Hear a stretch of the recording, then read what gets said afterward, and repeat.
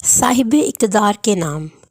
طاقت، قوت اور اقتدار کا نشہ ہیروئن کے نشے کی طرح ہوتا ہے جو چھڑانا بے حد مشکل ہوتا ہے۔ انسان اپنے آپ کو باقی لوگوں سے بہت طاقتور مخلوق تصور کرتا ہے جس کے ہاتھ میں باقی لوگوں کی ڈور ہوتی ہے۔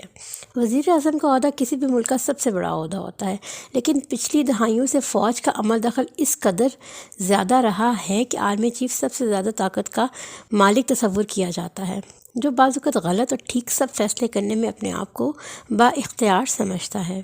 آرمی چیف کی تقرری کو پچھلے 8 ماہ سے متنازع بنا دیا گیا تھا۔ ہر کوئی اس طاقت سے فائدہ اٹھانا چاہتا تھا۔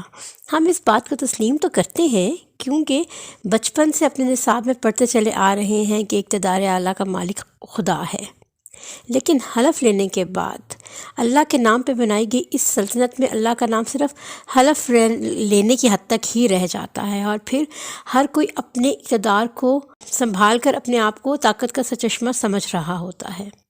حالانکہ حلف وہ لیتا یہ ہے کہ طاقت کا اصل سرچشمہ خدا کی ذات ہے۔ اگر واقعی ان کی نظر میں طاقت کا سرچشمہ اللہ ہوتا تو غریبوں کے دل عدالتوں کا دروازہ کھٹکھٹاتے ہوئے دھڑک نہ رہے ہوتے۔ وزراء بڑی بڑی گاڑیاں استعمال کرتے ہوئے، پروٹوکول کو انجوائے کرتے ہوئے جب گزرتے ہیں تو یہ عوام حسرت بھری نگاہوں سے اپنے چھوٹے چھوٹے مسائل کے لیے رب کی طرف نگاہیں اٹھائے دیکھ رہے ہوتے ہیں۔ ہمارے پاس بے انتہا وسائل ہیں، لیکن سب بڑے بڑے عہدے والوں، ان میں ججز اور وزراء سب شامل ہیں، کنالوں کے گھروں میں ہزاروں ملازمین اور بڑی بڑی گاڑیاں استعمال کرتے ہوئے سب کچھ سرکاری خرچے پر ہو رہا ہوتا ہے، اور غریب ہمیشہ غریب ہی رہتا ہے۔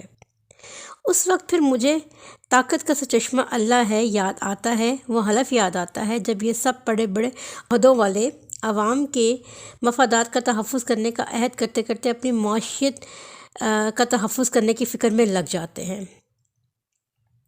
آرمی کی جو بات مجھے سب سے زیادہ پسند ہے وہ یہ ہے کہ ایک عام آدمی بھی محنت کر کے آرمی چیف کے عہدے تک پہنچ جاتا ہے، جیسے آپ جنرل عاصم منیر بھی اسکول ٹیچر کے صاحبزادے ہیں۔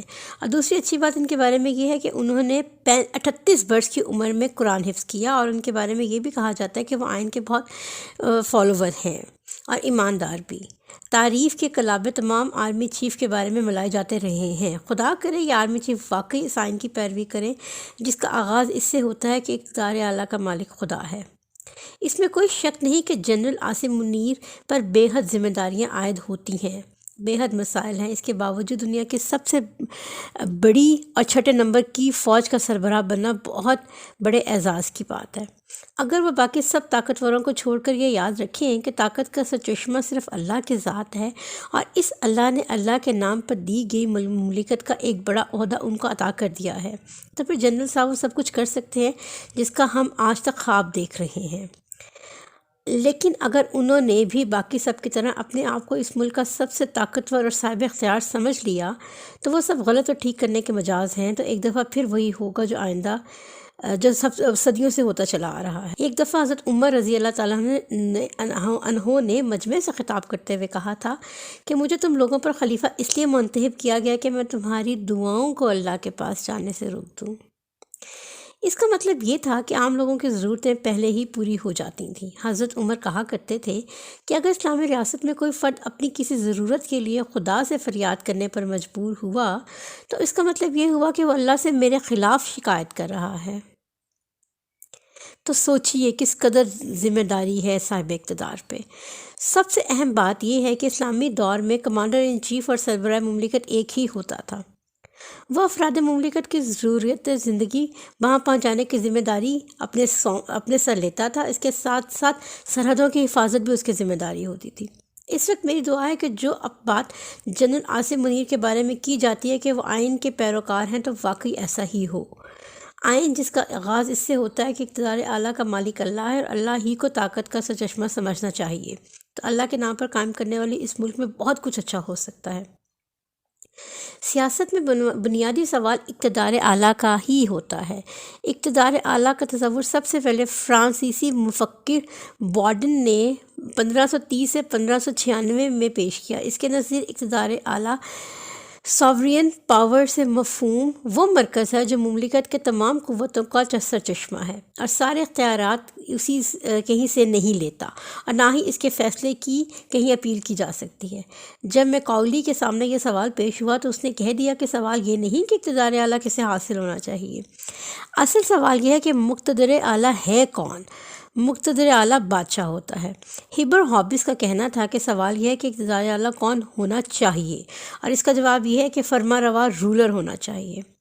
لاک کا خیال ہے کہ اقتدار اعلیٰ افراد کے اکثریت کے پاس ہونا چاہیے، لیکن روسو کے نزدیک اقتدار اعلیٰ تمام افراد کی مشترکہ ملکیت ہے۔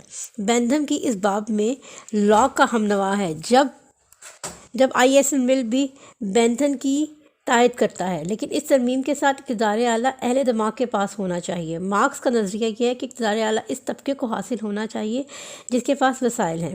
نظام سرمایہ داری میں سرمایہ دارہ طبقہ کو اشتراکی نظام میں مزدوروں کو ہمارے دین میں اللہ کو حاصل ہے۔ اب چیز ہمارے دین میں منفرد ہے، یہ چیز ہمارے دین میں منفرد ہے۔ آخر میں پھر جنرل عاصم منیر کو بہت دعاؤں کے ساتھ یہ کہتی چلوں کہ وہ اپنے حلف کو یاد رکھیں کہ طاقت کا سرچشمہ صرف اللہ کی ذات ہے، اس کے بعد اللہ کی نصرت اور کامیابی ان کے ساتھ ہوگی۔